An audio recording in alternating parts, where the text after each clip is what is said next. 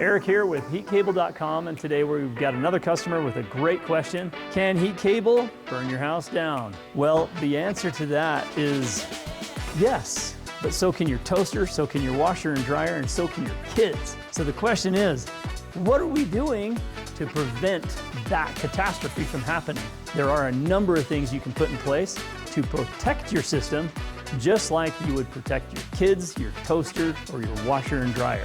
We've been working on homes and buildings for a long time, many years, and we found a variety of interesting things that a lot of people would probably look at and say, uh-oh, that was not a good idea. So these kind of things could be cable melted into the shingle from overheating, or a bad connection, or a flame from a cable that actually ignited in the gutter and left the burn marks. We've even found heat cable on the job site that was combusted and on fire on the job site, watching it burn. Heat cable is not like your normal standard appliances in your home. Now, everybody knows that a breaker in the breaker panel should trip if there's an emergency or some sort of a fault or a short. Well, heat cable of all self-regulating types does not operate or function the same way a standard appliance would.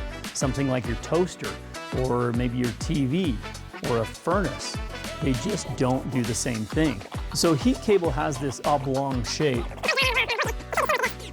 I know this looks like I'm going to draw an alien or an ET robot, but this is the bus wire lines inside. They carry the electricity, and the shape of the cable is a little bit more like this.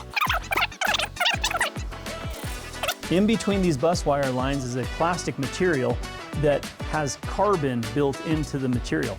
So the carbon is conductive, and it allows for electricity to pass back and forth. That electricity ends up generating the heat. But here's the interesting thing about this whole concept of the way this is made.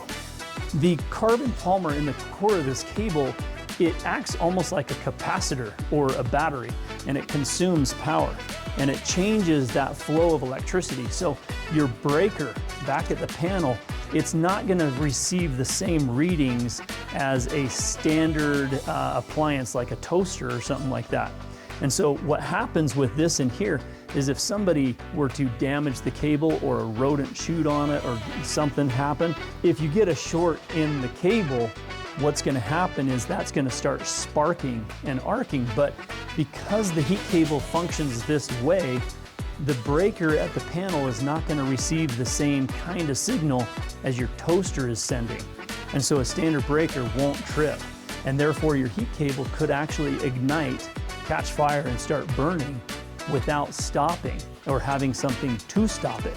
So what does a breaker like this do? This is actually a GFEP breaker. So do not underestimate the importance of a safe GFEP, not a GFCI, a GFEP for your heat cable system. It is absolutely critical to protect the system. What this will do is when this starts arcing, it will send the correct signal back to trip your system off of a GFEP interrupter, okay? So that is why it's absolutely critical to make sure that you put the right system in with the right breakers. There are a number of ways you can do it. Pigtails, GFE pigtail.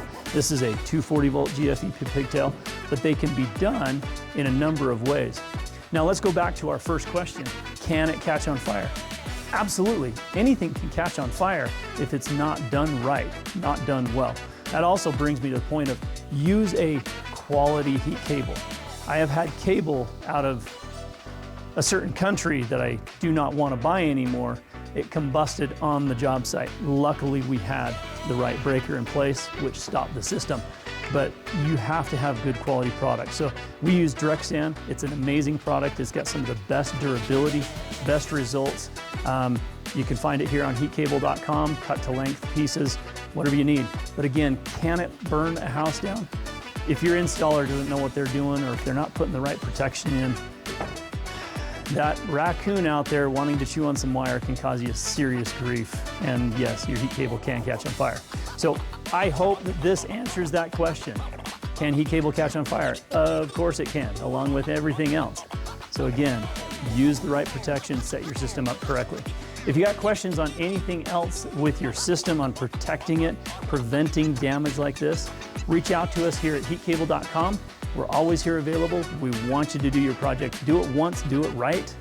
Just do it the easy way. Call us here at heatcable.com.